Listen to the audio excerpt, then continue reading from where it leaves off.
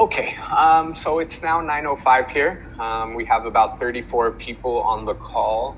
Hopefully more will be joining us as we go. We had more than 100 people from 15 different countries signing up for today, so hopefully they'll be able to join us at some point. Just to get started, my name's Daniel Marchetti. I'm the general manager here at Southeast Asia Globe in Phnom Penh. We have put a number of ground rules as well as some information about our speakers in the comment section. So please take a look there. We're really excited and happy you're all joining us today to discuss the Globe's recent trip to Myanmar. Before we start, I'll run through some of those house rules. First off, this event is being recorded and will be published later on. So if you're not comfortable participating in a recorded session, I'd advise you to please just listen and not participate, or take this time to sign off. Secondly, for the sake of our speakers and attendees, please keep your microphone on mute at all times unless you are selected to ask a question. If you do have a question, please share it in the comment section and indicate who it's directed to.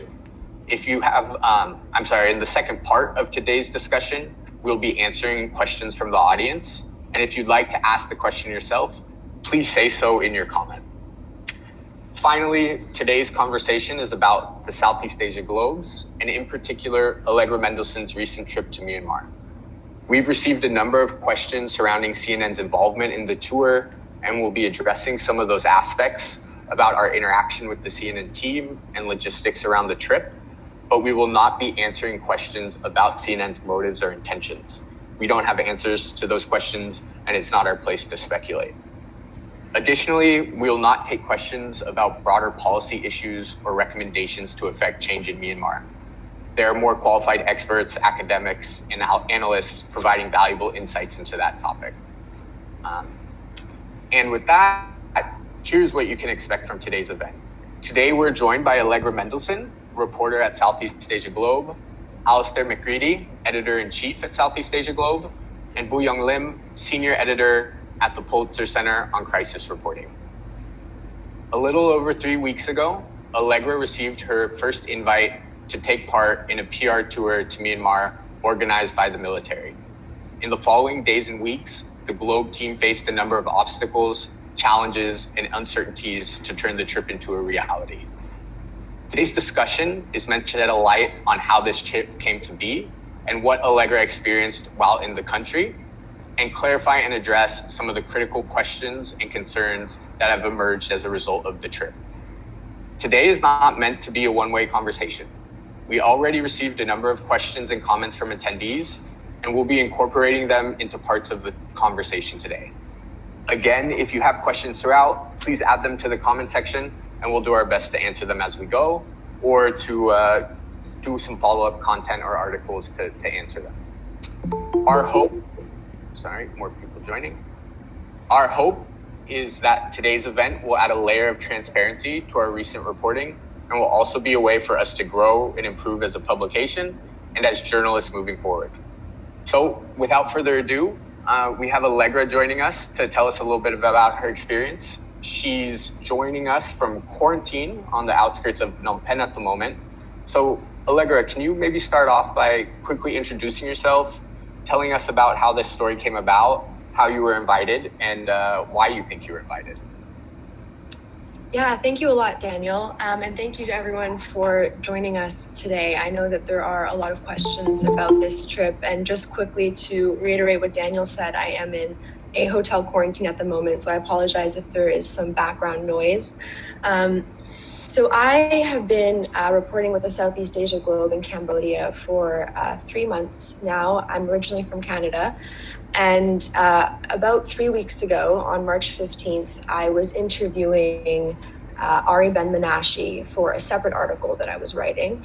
And as I assume many of you know at this point, he is a PR lobbyist that was recently hired by the military junta in Myanmar to coordinate their international public relations.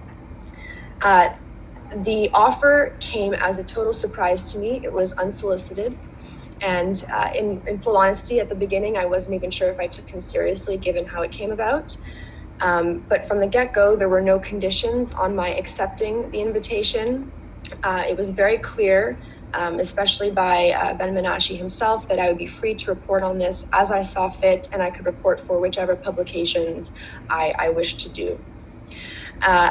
Regarding, I'm sure there are questions as to why I was included in this, given that I was accompanying CNN, which is a massive international news agency. I don't really have an answer to that. I've asked Ben Menashe pointedly why he offered me the invite. He did not have an answer either, except that he had hoped that as sort of a young, less established journalist, I might be able to report fairly. Those were his words. But I'm afraid that on that question, I can't offer any more insight. Getting sort of into the logistics of how my acceptance to this trip turned into my being in Myanmar. It was 2 weeks of back and forth. I received almost daily phone calls from Ben Menashe or his assistant. These phone calls were often angry. He would reprimand me for asking simple questions about an itinerary, security provisions, very simple questions that are standard for any reporter going in to the field, and yet he didn't see that. And so he wouldn't give me any answers. In fact, I had no itinerary until I arrived in Myanmar. And up until the day before I left, I was under the impression that the trip would be entirely in Naypyidaw. So the addition of 3 days in Yangon at the start came as a surprise to me and was not something that I had asked for or proposed. I'm not sure, why that was added in, but it was. What I did know, however, given that I was speaking to a lobbyist working for the junta, was that this would be a military-backed PR tour. And with that came a price. It meant that I would be taking part in this propaganda campaign, and I knew that going into it. I also think it's worth addressing whether or not I had contact with CNN prior to the trip.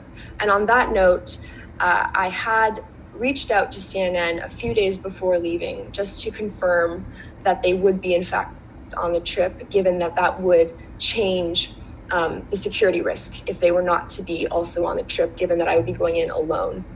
And that was the only contact I had prior to the trip. And then just sort of additionally on sort of the more security-based questions and whether or not I, did any preparation prior to leaving, given that there was risk to me, to anyone I would speak to on the ground. I took this incredibly seriously.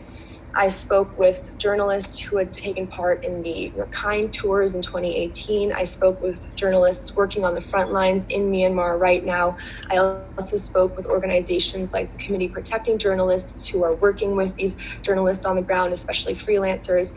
And I tried to gain as much insight from them on how I could report as carefully as possible while I was in country.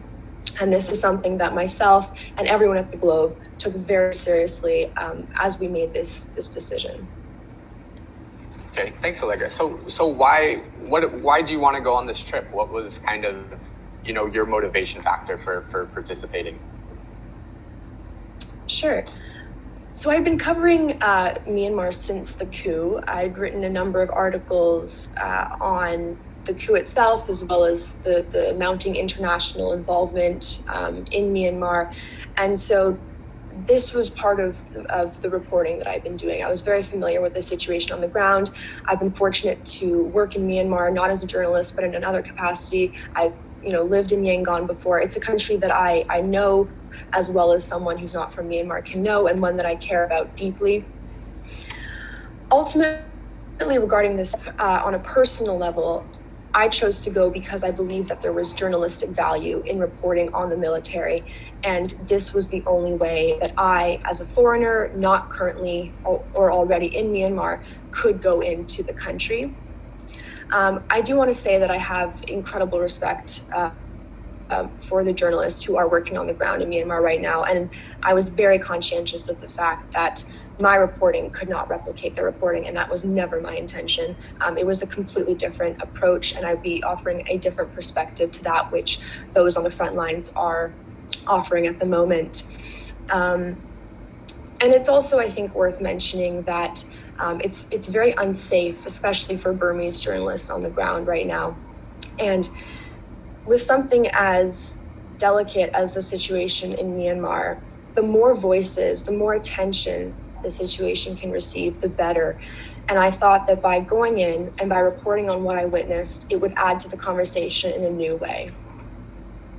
Okay, excellent. So that's kind of a good segue here. So Allegra, you've received the invitation by Ari Ben-Menash.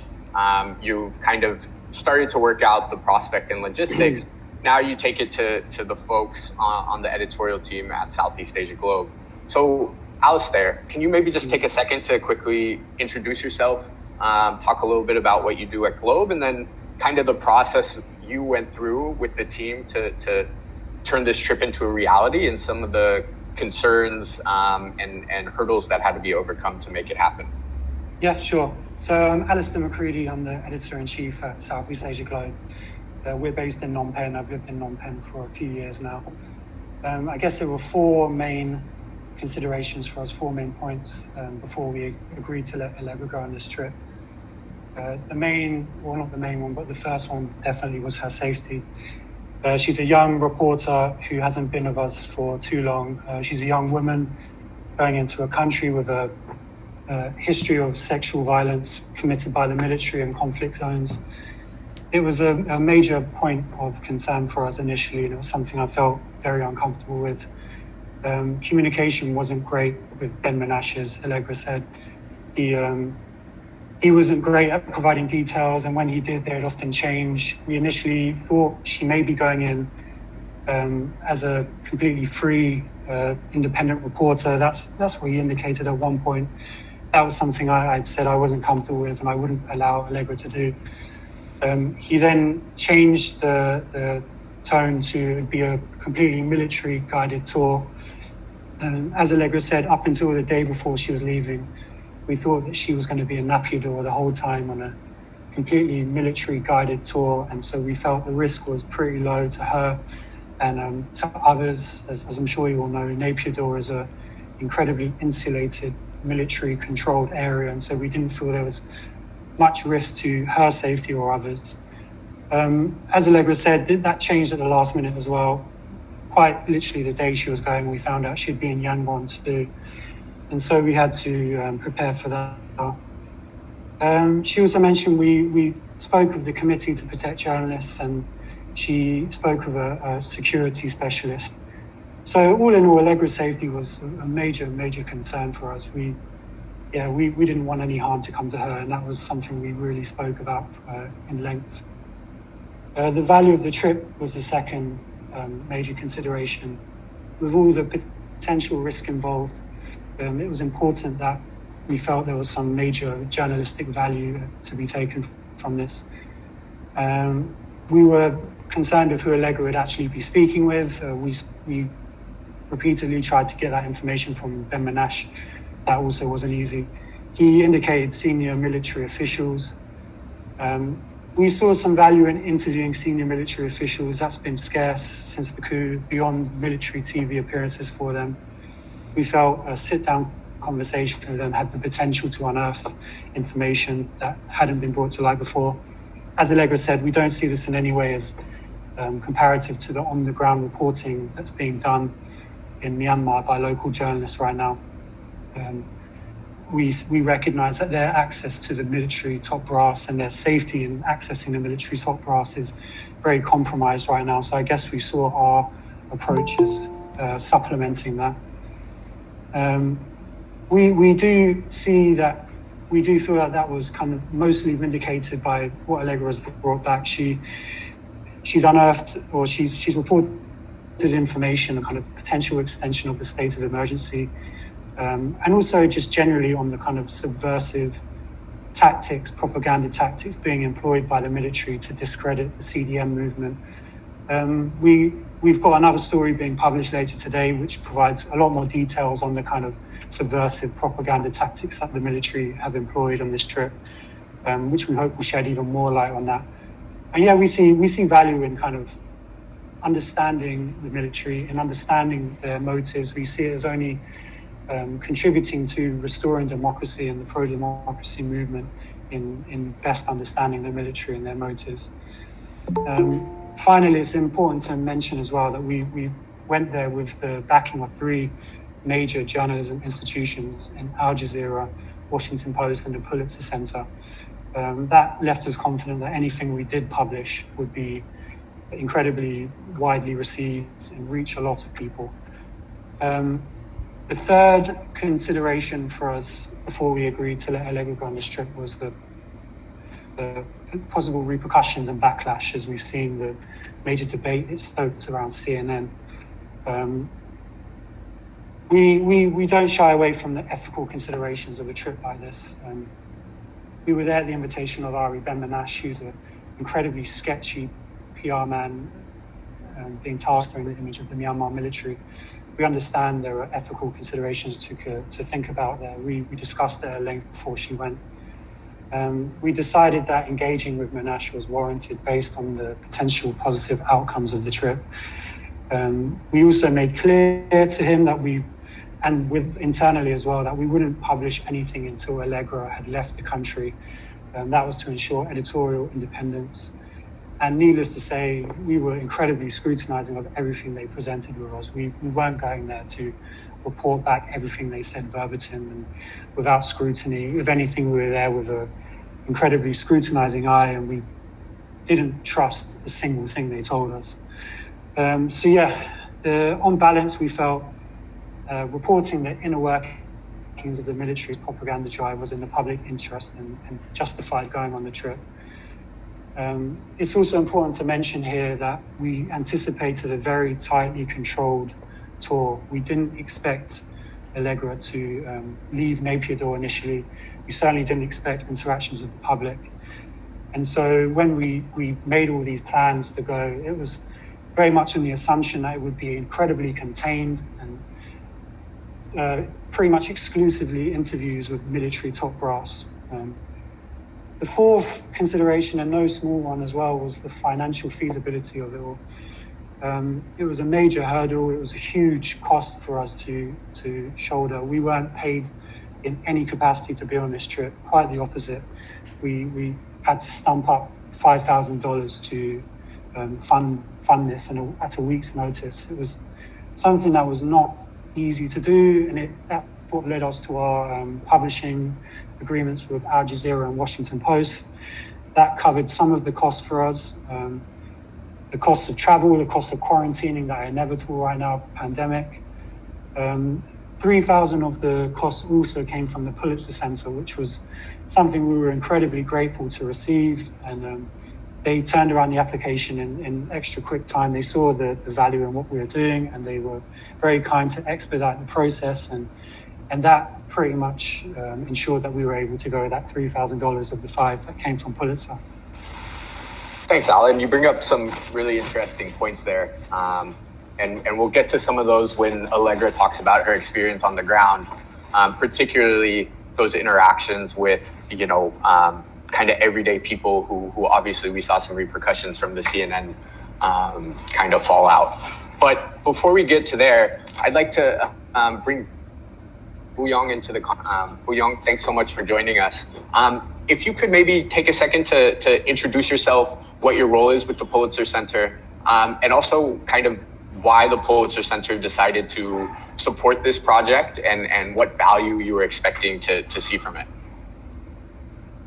Sure, thank you, Daniel. I'm Buyong Lim. I'm a senior editor at the Pulitzer Center on Crisis Reporting, and we don't give out the Pulitzer Prizes.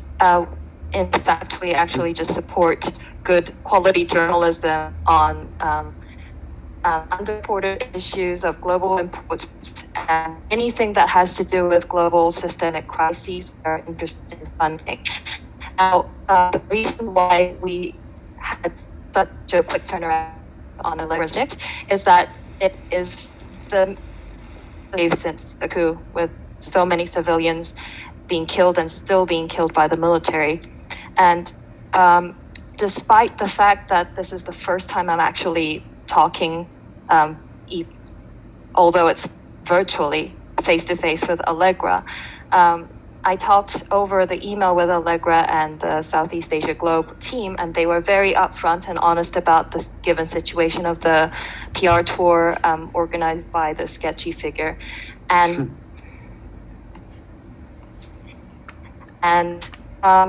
they had good plan, and they were aware of the risks, and they were aware of the ethical issues that this trip would train, and they were pretty well prepared for all those points.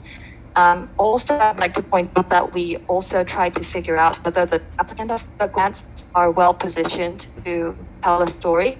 And in Allegra's case, her past reporting on Myanmar was very insightful for me, and her experience, not as a journalist, but just experience in the region, convinced us. Hi, Buyong. So we're having some troubles with your connection, unfortunately. Maybe you could try and reiterate that last part about Allegra's experience in the region being a factor in the decision making. And unfortunately, if it continues to be poor, we'll move on. Can I try to reconnect again? Yes. Yeah, Would that absolutely. be an option? Yeah, absolutely. Please reconnect. Okay, I I'm think sorry. No worries. Okay, great. Well, while Buyong kind of resets her modem and comes back, perhaps we'll move forward with a bit of Allegra's experience, and we can always come back to get Buyong's perspective. So, Allegra, we've received the funding from the Pulitzer Center, and it turns out the trip will be feasible and possible to execute. Now, moving forward, what was it like? Tell us about the trip. How did it all unfold once you arrived on the ground? Please, can you get into that a bit? Sure. So from the moment we got off the plane, we were followed and escorted by numerous Ministry of Defense staffers and soldiers for the entire time that we were in country. On our first day, we had an envoy of 6 military trucks and 1 nondescript car with MOD staff in civilian clothing. They were constantly taking pictures of us, monitoring our every move.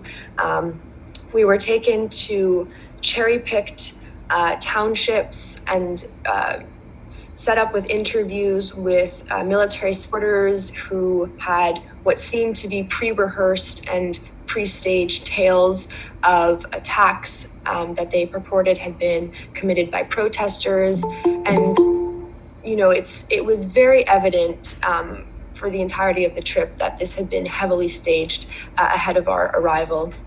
And yet at one moment during the trip, we had asked if it'd be possible to see more of Yangon, as up until that point, we had only been in sort of the northern townships of the city, and we wanted just to see a bit more of the downtown core. And what came from this was a trip to a market in Insane Township, the 10-mile market, where we finally got a chance to see sort of the true side of what's actually happening in Myanmar. And by this, I mean the immense protest movement against the military.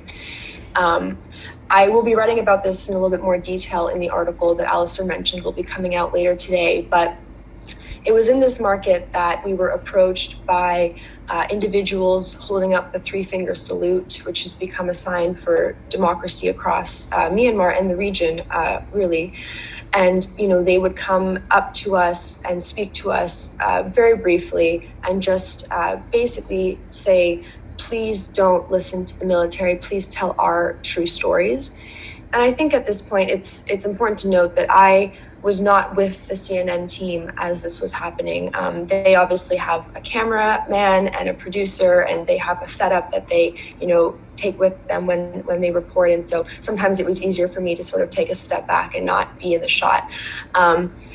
And I think it's also important to note that given what we'd seen from the trip so far, as this happened on the 3rd day, we were not expecting to be in a situation where we would have any interaction with any of the protesters, given how highly monitored we are and how staged the entire tour had been. So this came as a surprise to me, but I'm glad that I was able to witness that, though. As it has now become known, shortly after we left the market, several of the people who had interacted with the CNN crew were arrested, which, is something that's regrettable and truly something that I wish had not happened, as these people committed no crime except speaking to foreign journalists. And that's something that I had considered prior to going on the trip, and something that I've thought about a lot since I have come back from the trip. Just given the fact that, this was a huge risk and something that did end up happening. And so after the Yangon portion of the trip, we went up to Naypyidaw only for one full day to speak with the military spokesperson, Major General Zam Min Toon. And while I'm aware that he had offered commentary to various outlets previously, this really was the first time he was going to sit down for an interview with the international media. And on top of that, it was the first time where we, the international media, could confront him and challenge him on a lot of these debunked and unfounded claims that the military has been making.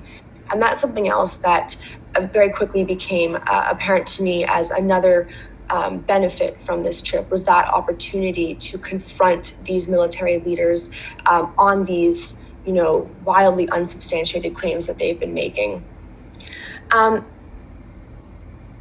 I guess just sort of as a general overview of the trip, and one of the takeaways for me, which I'll get into a little bit later, was this entire experience, how monitored we are, the people we were allowed to speak with versus the people we were banned from speaking with. It really does lend credence to understanding this military machine and their propaganda efforts and how they perceive the situation, which, as Alistair mentioned, is vital given the crackdowns that they're staging against protesters in the country right now. And I do think that this experience did offer a lot of insight into that. Thanks, Allegra. And then, so you mentioned the trip to Naypyidaw and the conversation with General Zam Min Toon. Can you maybe take us through that? How did that go? He's, if I'm correct, right, he's essentially a spokesperson for the military. So what was that conversation like? Is there anything that we haven't learned already from your reporting that was also published in Al Jazeera? Yeah, so my primary takeaway from my conversation with the general, as well as my conversations with soldiers and MOD staff throughout the trip, which I should also mention is something that was also insightful, given that soldiers working on the front lines very rarely speak to any kind of media. And I was able to speak with them and learn a little bit more about their role in all of this. But with my conversation with the general, what was very apparent to me was just how detached the military is from the reality on the ground. They really have no sense of what is going on. For instance, they say they want to strengthen relations with the West, and then in the same breath, they say that they don't care that the West has condemned their regime. They have allegations, as are widely known, of voter fraud, despite having been nullified by international election commissions, such as at the Carter Center. And yet they continue to make these wildly unsubstantiated claims about election fraud. And so they're very disconnected. In my article for Al Jazeera, I wrote that it's a literal and figurative echo chamber. They are completely removed from the reality in cities like Yangon, Mandalay, Calais, Tangi, all these major cities that are rising up in protest to this military regime. Regarding whether or not there was insight that I have not included yet in any of the published work or reporting that I've done, I tried to include as much of it as possible because that was the whole point of this trip, was to report on new information. However, if I were to highlight some things right now that did stand out to me was, of course, the fact that this state of emergency will likely be extended for 2 years. That was clear in my conversation with the general. And yes, I know that the military had made statements on the ambiguity of the timeline in the past, but this was really the first time on the record that someone from high levels of this military regime spoke out specifically on this possibility of extension. And also, this was the first time that someone from the military had spoken on the record to the international media on the CRPH, which is a rising force in Myanmar right now as a provisional government. They now have appointed a special envoy to the UN. They have a rising cabinet. This is also something that needs to be addressed that has not yet been addressed, and something that I was able to ask the general about in my conversation with him. Thank you, Allegra. And then in your trip, whether to Naypyidaw or just to Myanmar in general, did you have access or the opportunity to speak with any other maybe senior military officials or some folks from, the previous democratically elected government? How did that go down? Yes, so we repeatedly asked to speak with other members of the military regime. We were eager to gain as much insight as possible from these figures. And yet all of our requests to speak with anyone from the SAC, the State Administrative Council, were denied or went unanswered. We were also denied any communication with Aung San Suu Kyi, which we requested on multiple occasions. So no, the military very clearly had staged this tour and did not want any variation in how it was going to go down. They had everything figured out ahead of time, including who we would be speaking with, and that was all there was to it. Okay, thanks, Allegra. So before I get to some of the closing remarks from our side and go into some of the reader-submitted questions, Young, are you back online? Have you been able to reconnect? Yes, I'm here, and I'll keep my camera shut for this reason. Okay, no worries. My internet's a bit shaky. Yeah. I would like to just add on what I was talking about Allegra's past experience in the region. That was a big factor in our decision to support this project, because not only her past reporting, but also her experience in the region convinced us that she is well positioned to tell the story independently and fairly without being compromised by the given situation or causing harm as a result from journalism, as we saw in the CNN's case.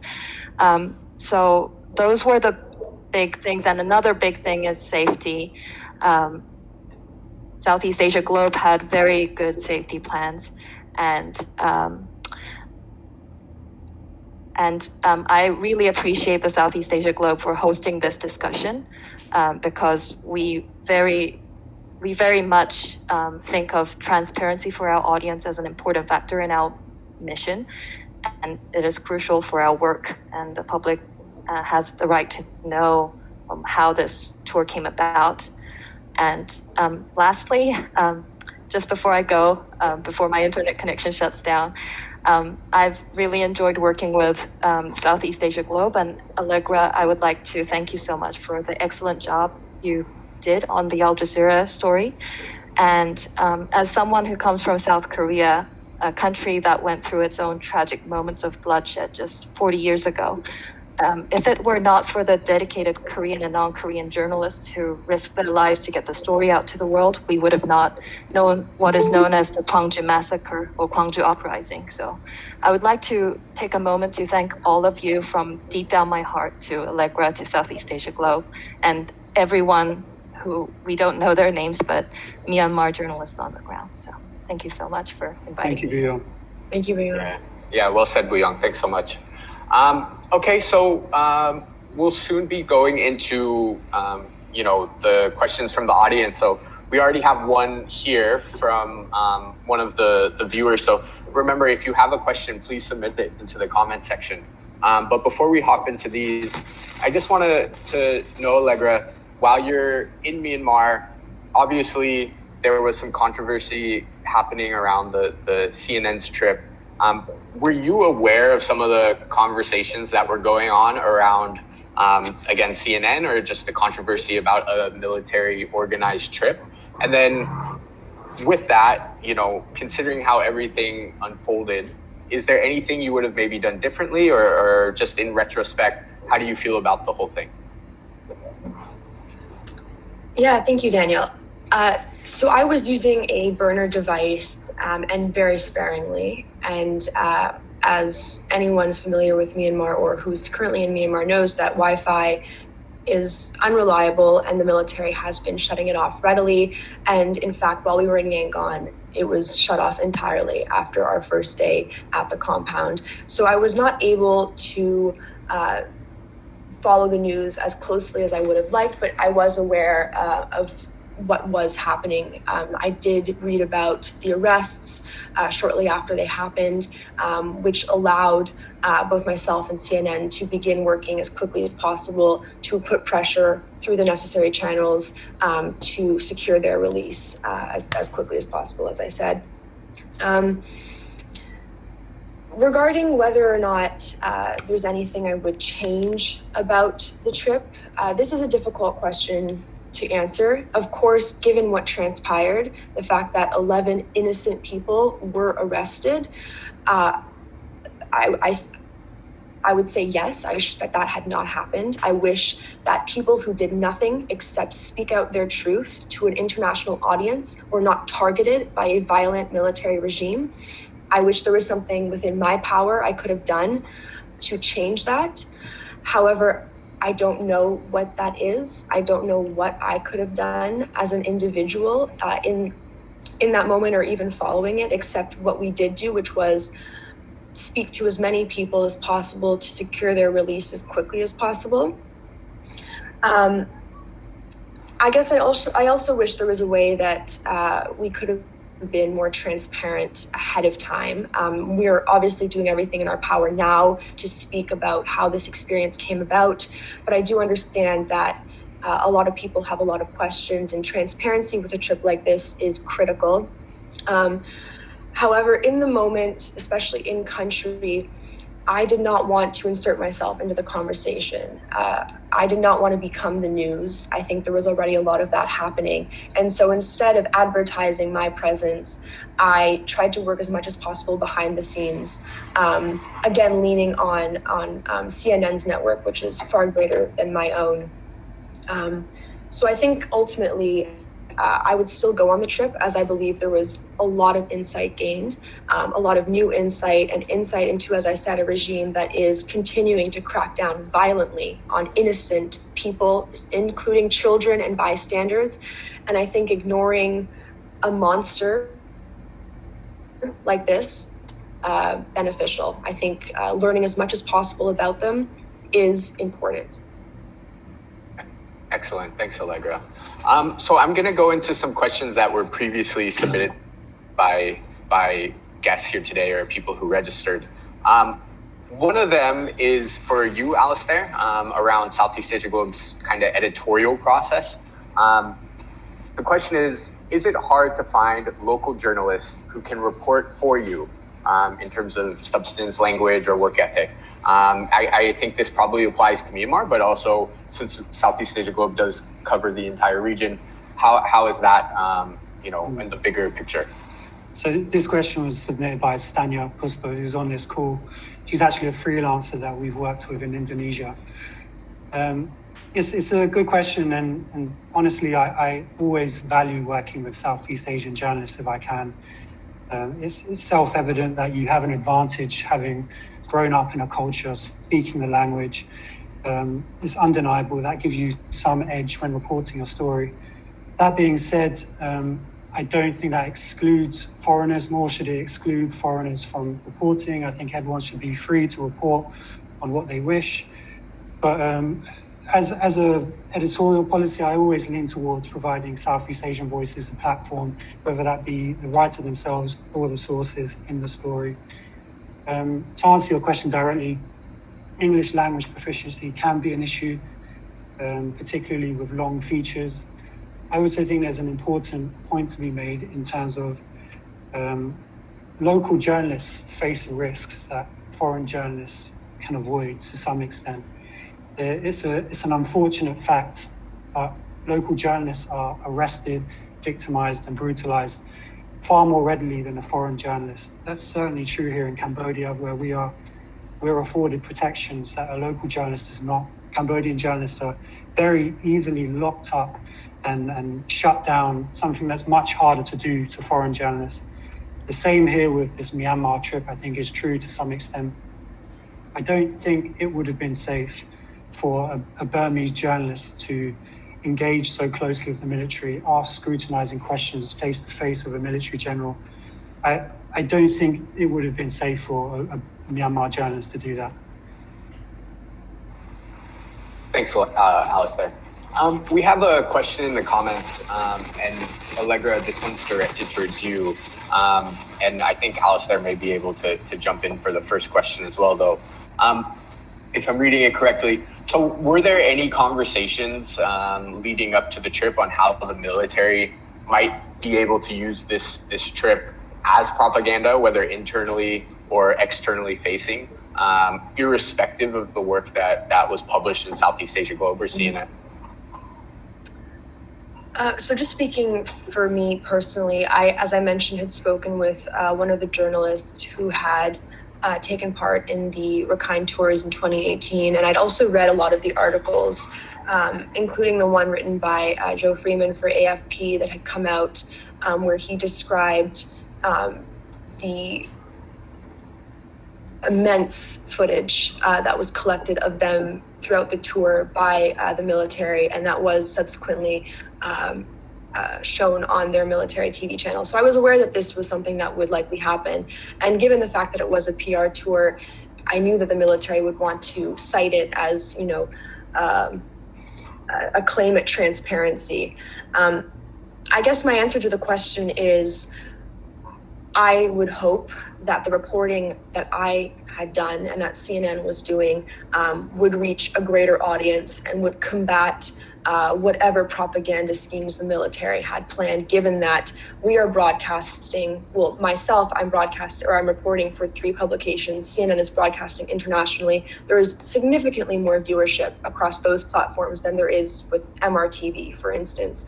And I think there's a lot more credibility with these publications as well. So if anything, actually having the two in tandem with one another, you could see the extent to which the military was twisting the truth. I don't know if Alistair, if you have anything to add to that. I don't see any great value to the military doing this. This was something that was discussed internally with us. What do they gain out of inviting this press? They can't be so naive to think that they're going to get positive reporting from this trip. It was almost baffling to me at points in which I was just wondering what they thought they would be getting, whether they thought they'd be getting positive coverage, because that was certainly not our intention, and I can't imagine it was CNN's either. I don't know, maybe what was some of the main challenges of working with the military in this capacity while you had these minders?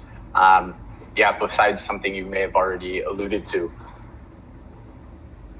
I mean, it's very evident when someone is lying to your face. It's very evident when you have the facts on side and someone is giving you completely falsified information.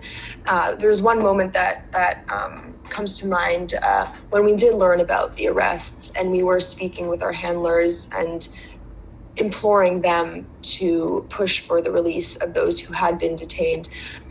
Our main liaison basically tried to pretend that he had no idea about what was going on, which was blatantly untrue. He had every knowledge of the situation, and so it was very easy to see through the lies, especially, as I said, when I had been reporting on this for some time. I had spoken with a lot of people. I came into this knowing as much as someone who's not from Myanmar can know about the situation on the ground, and this also allowed me to call out a lot of the fake news or false facts that were being fed to me. Yeah, and that brings up a good question, Allegra. In your first article, you mentioned how, at one point when you were visiting a market, vendors came out and they appeared to be heavily coached, and that they were kind of given a line to say. What indicated to you that was the case? How did you come to that conclusion? they told us so themselves. Several of the vendors at the market told us explicitly that the military or MOD staff had come by previously during the day and had told them to open their shops and praise the military at every opportunity. And it's important to note that this is Mingladon Market, which is known for being a military market in that it's frequented by members of the military and their families. And so to the best of my knowledge, I would assume the military and those organizing the trip thought that this would be an opportunity to counter the market that we had visited earlier in the day, where we had witnessed the CDM protests.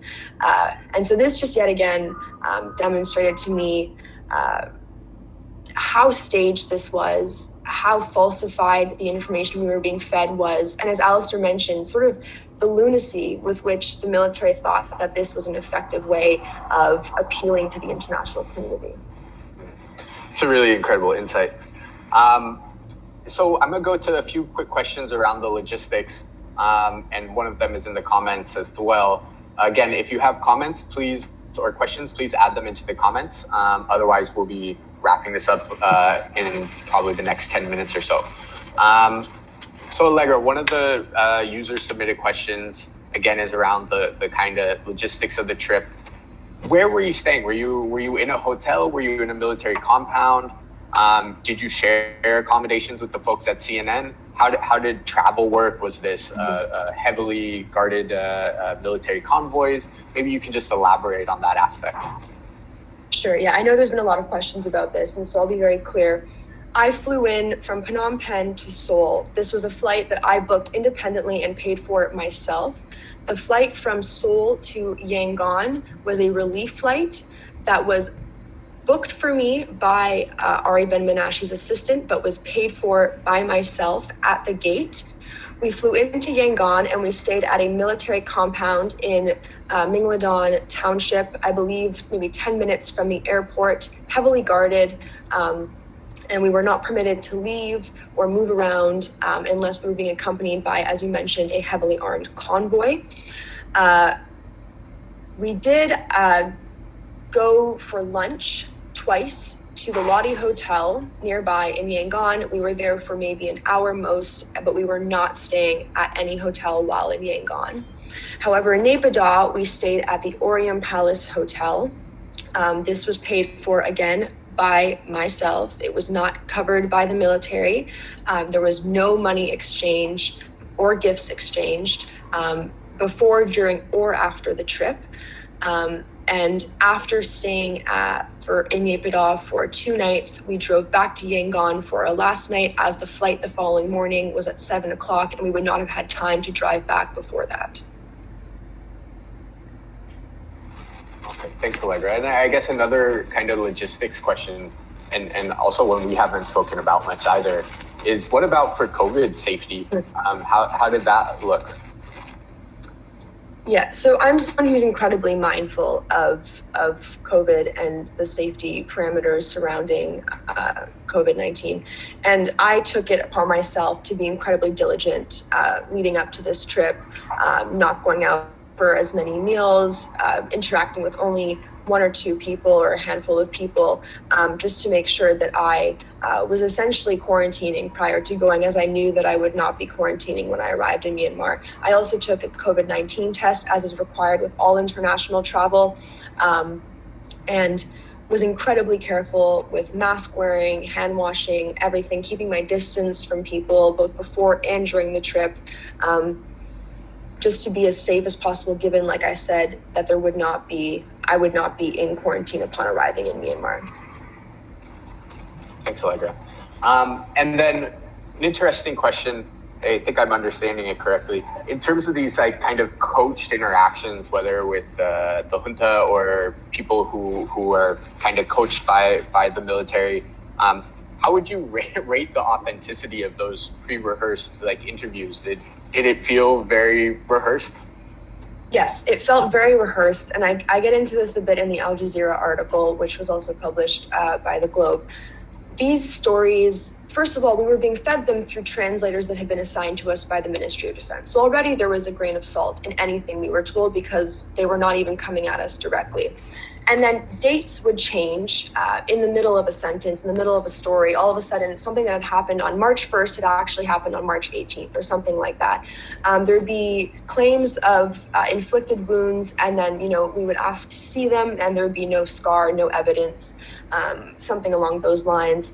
And, language was clearly carefully crafted and planned. Again, I speak about this in the article, but at one point, one of these military supporters used the word terrorist to refer to the protesters, and the military or the staff that were present immediately interjected to correct him and say, no, he does not mean terrorist. What he means to say is violators, which is the derogatory term used by the military to refer to the protesters.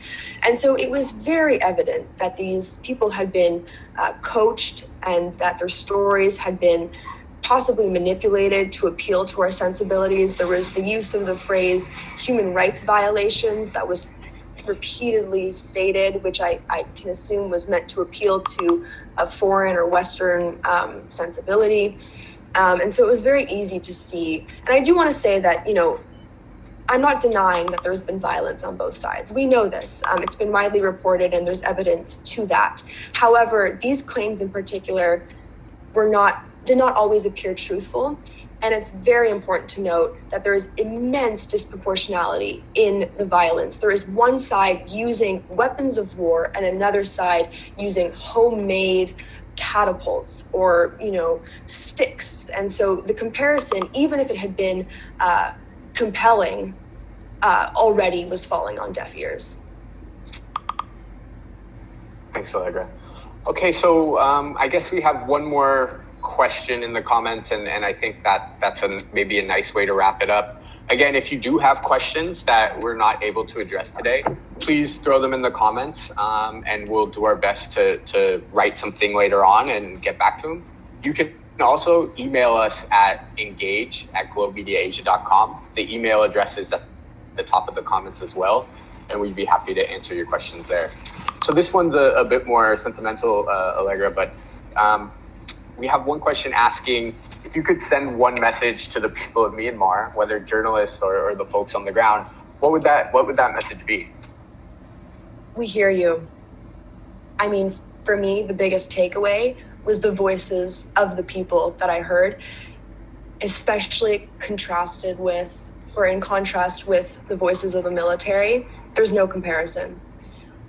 What was repeatedly told to me by people that I'd interviewed for other articles, friends that I've spoken with in Myanmar, and then those that I had the opportunity to hear from, often at a great distance while I was on this tour, was that this is a story that needs to be told. It needs to be told over and over again. It needs attention from an international audience because things are only getting worse right now. And statements of condemnation are not enough.